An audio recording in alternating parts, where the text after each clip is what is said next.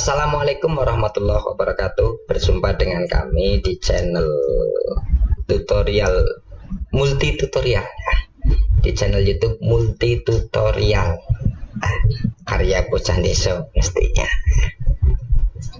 Yang belum cuci tangan silakan cuci tangan. Kemudian subscribe. Yang belum maskeran silakan pakai masker. Kemudian jangan lupa subscribe di channel multi tutorial.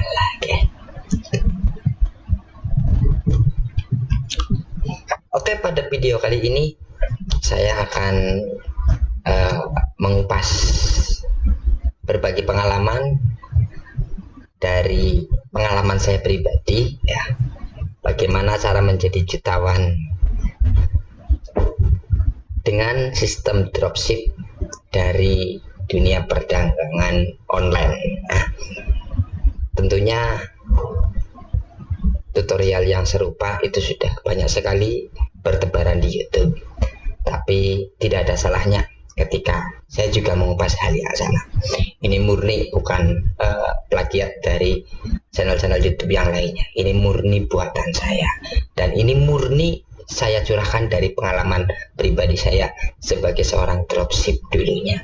Tapi sekarang alhamdulillah sudah menjadi seller resmi, ya, tidak lagi menjadi reseller ataupun menjadi calok dalam dunia perdagangan online.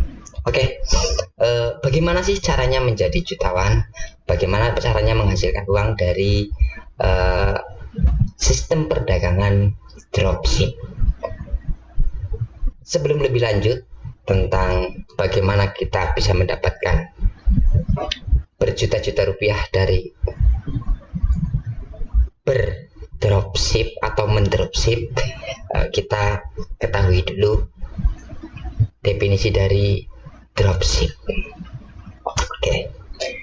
Di dunia perdagangan kita kenal beberapa istilah. Yang pertama ada pembuat barang atau produsen, kemudian ada penyedia barang atau supplier, kemudian pendistribusi barang disebut dengan distributor, kemudian pedagang disebut seller, kemudian ada juga pembeli atau konsumen atau buyer. Nah, ini tidak akan saya bahas semuanya, tapi saya lebih spesifik pembahasannya kepada seller atau penjual.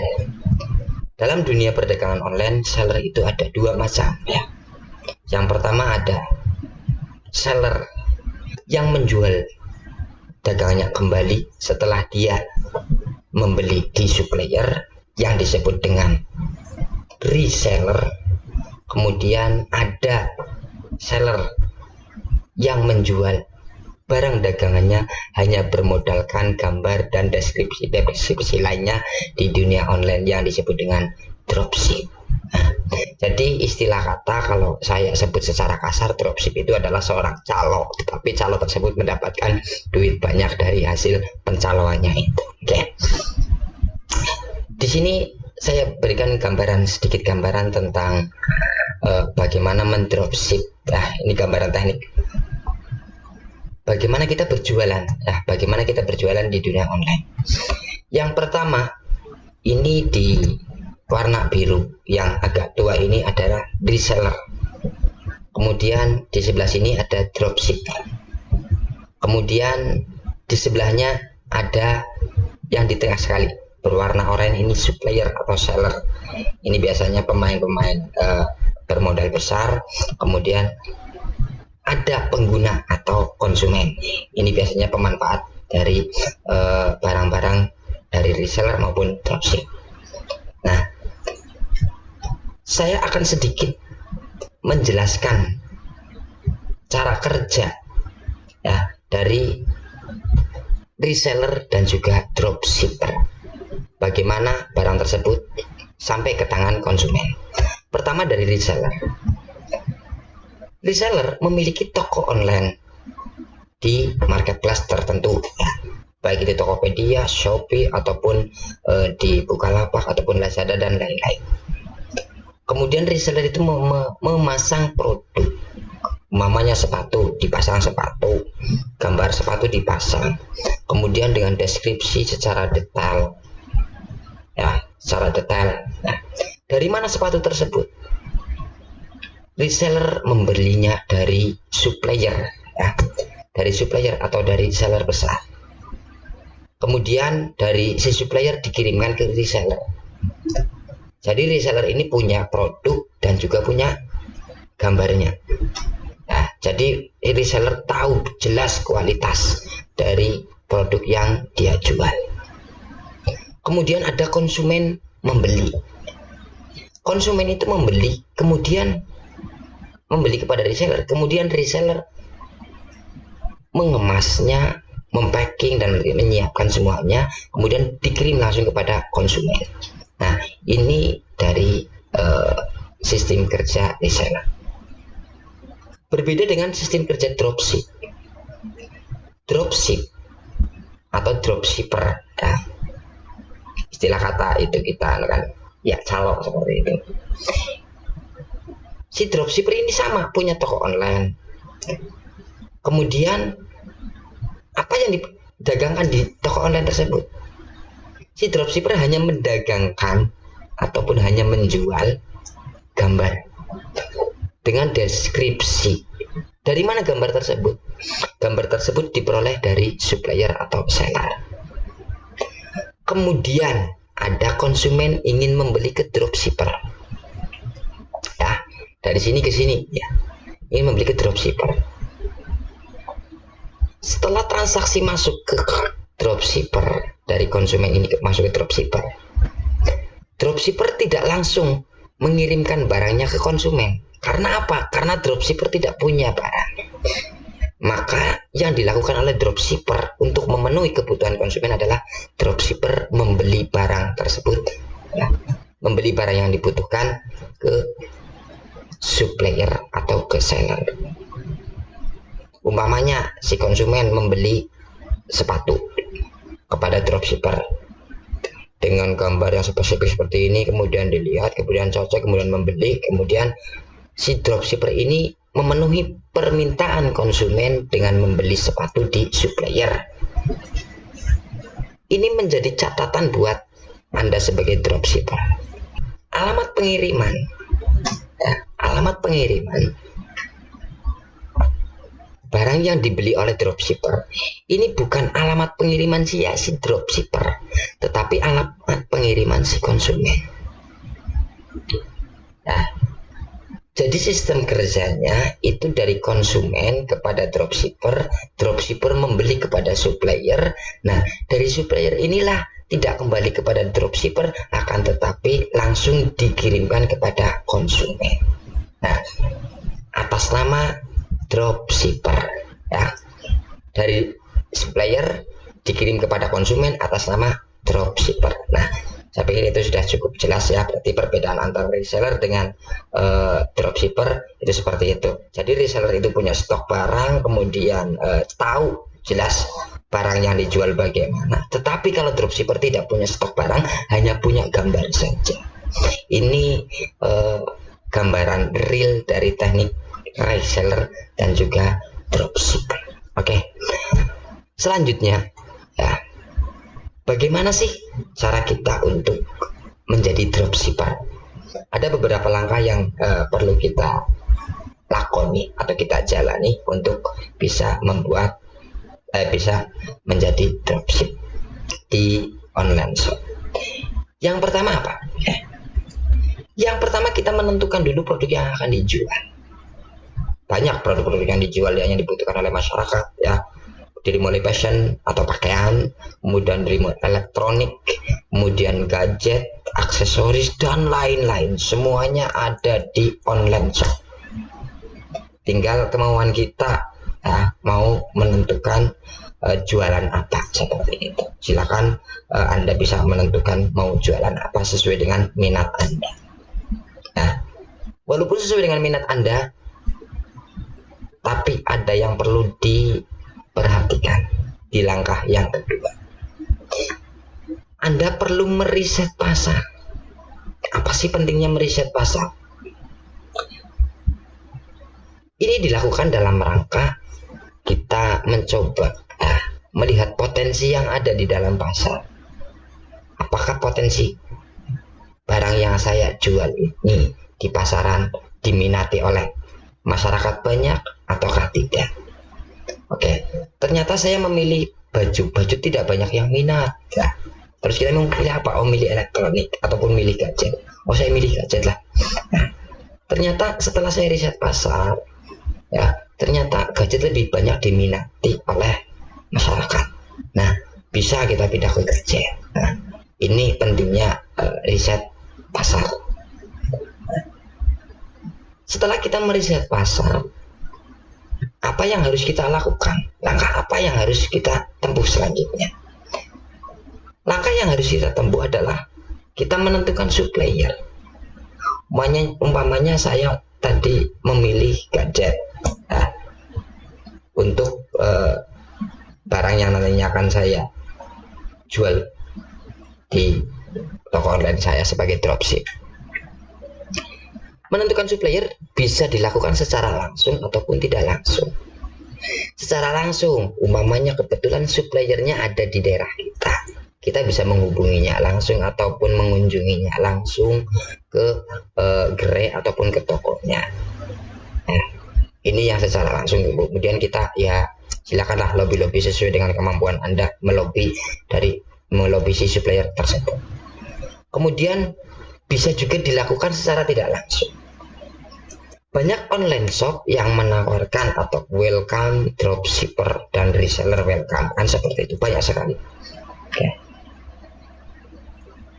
Secara tidak langsung ini lebih mudah menurut saya. Karena apa? Karena sangat fleksibel.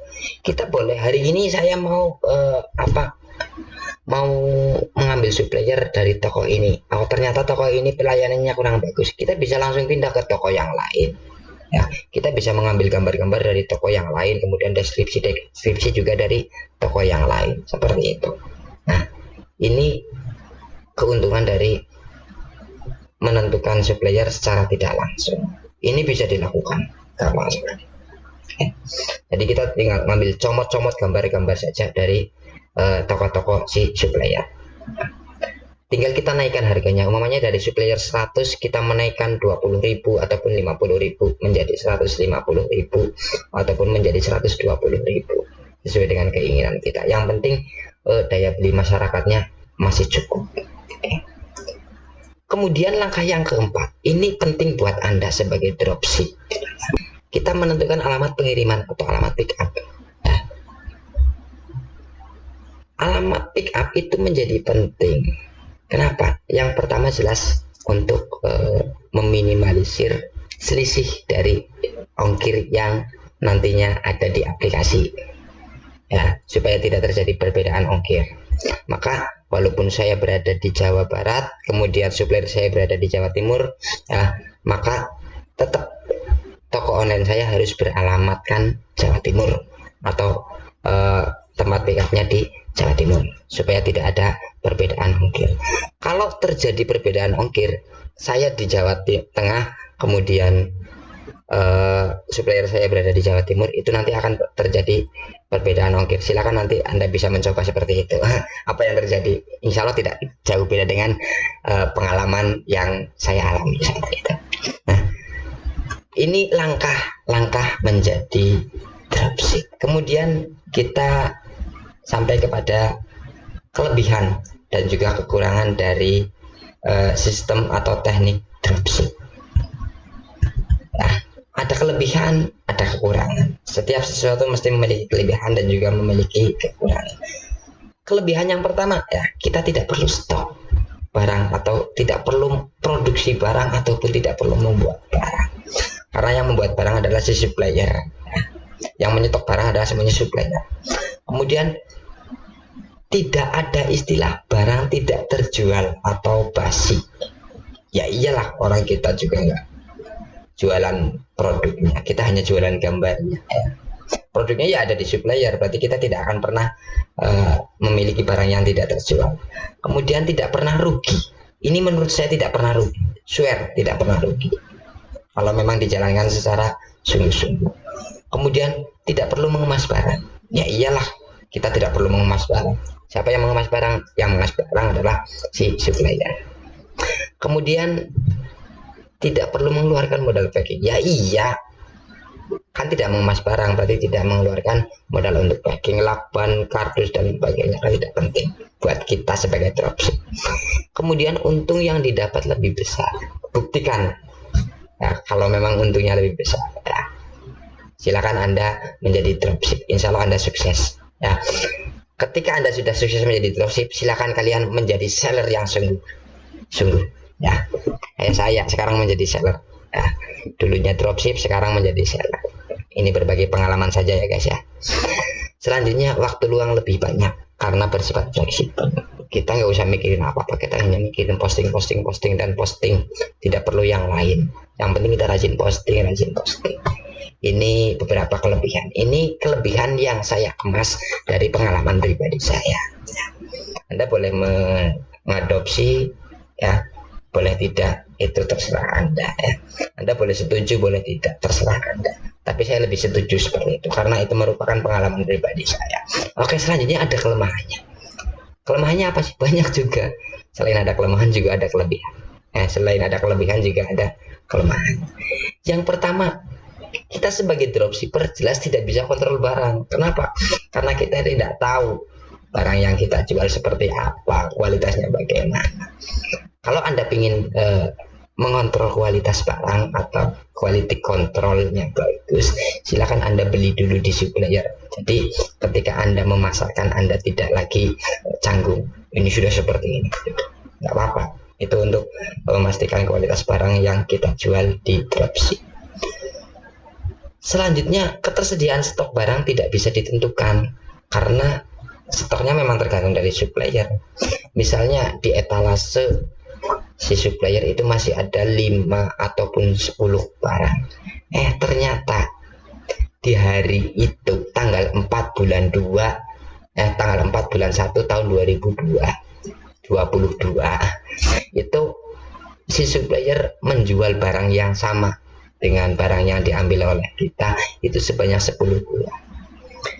Di hari yang sama juga toko saya sebagai dropshipper juga dibeli oleh konsumen satu barang yang sama dengan dijual oleh supplier kita. Nah, otomatis bagaimana? Yang terjadi adalah kita tidak kebagian, maka kita tidak bisa memenuhi permintaan dari konsumen. Nah, jadi ketersediaan stok barang memang tidak bisa ditentukan karena kita bergantung pada si supplier. Kemudian ketidaksesuaian produk dengan barang jualan biasanya tinggi karena tidak mengetahui spesifik barang secara langsung. Tadi di depan sudah saya jelaskan seperti itu ya. Kemudian mengalami kebingungan ketika konsumen kita komplain. Nah, ini pengalaman saya juga. Nah, ketika ketika itu saya jual sepatunya sepatu pantofel. Nah, ternyata untuk kicker ya, untuk jenis kicker itu kan antara sepatu yang sebelah kanan dengan sebelah kiri itu berbeda labelnya. Yang sebelah kanan kalau nggak salah itu warnanya biru, yang sebelah kiri warnanya merah. Nah, dianggap oleh konsumen itu salah, padahal kenyataannya seperti itu. Nah, karena saya dikomplain, kemudian saya belum tahu persis barangnya seperti apa, akhirnya saya iyakan saja, akhirnya saya kalah di situ dan duit harus dikembalikan kepada si konsumen. Nah, kemudian sepatu tersebut dikembalikannya kemana? Ya ke saya, bukan lagi ke si supplier. Nah, ini mengalami kebingungan saat ada konsumen kita komplain. Ini kelemahan dari dropshipper. Kemudian yang terakhir, ini menurut saya juga ya, menurut saya, Anda boleh setuju boleh tidak ya. Karena ini pengalaman saya, ini semuanya saya rangkum dari pengalaman saya. Reputasi toko itu dipengaruhi oleh supplier. Kalau suppliernya baik hati, insya Allah reputasi toko kita akan bagus, akan baik. Tetapi kalau suppliernya kurang ajar ya, sembroh ya, kata orang Jawa itu sembroh, nah, ya oh kita juga ikut, reputasinya tidak bagus. Nah, ini beberapa kelebihan dan juga kelemahan dari teknik berdagang secara dropship di dunia online. Oke, jangan lupa subscribe ya di channel multi tutorial atau tutorial multi ya. Ini channelnya orang Deso ya, yang dulunya memang menjadi seorang dropship, sekarang sudah bisa memiliki produk sendiri. Alhamdulillah, saya 2 tahun menjadi dropship. Nah, jangan lupa ya follow untuk mengikuti tutorial selanjutnya. Nah, tutorial kali ini saya hanya mengulas ke seputar dropship saja. Nah, pada tutorial berikutnya insya Allah kita langsung praktek bagaimana sih cara kita mendropship ya, supaya bisa menghasilkan uang jutaan rupiah. Terima kasih sudah menonton. Salam sehat selalu dari multi tutorial. Semoga Anda selalu diberikan kesehatan oleh Allah Subhanahu. Wassalamualaikum warahmatullahi wabarakatuh.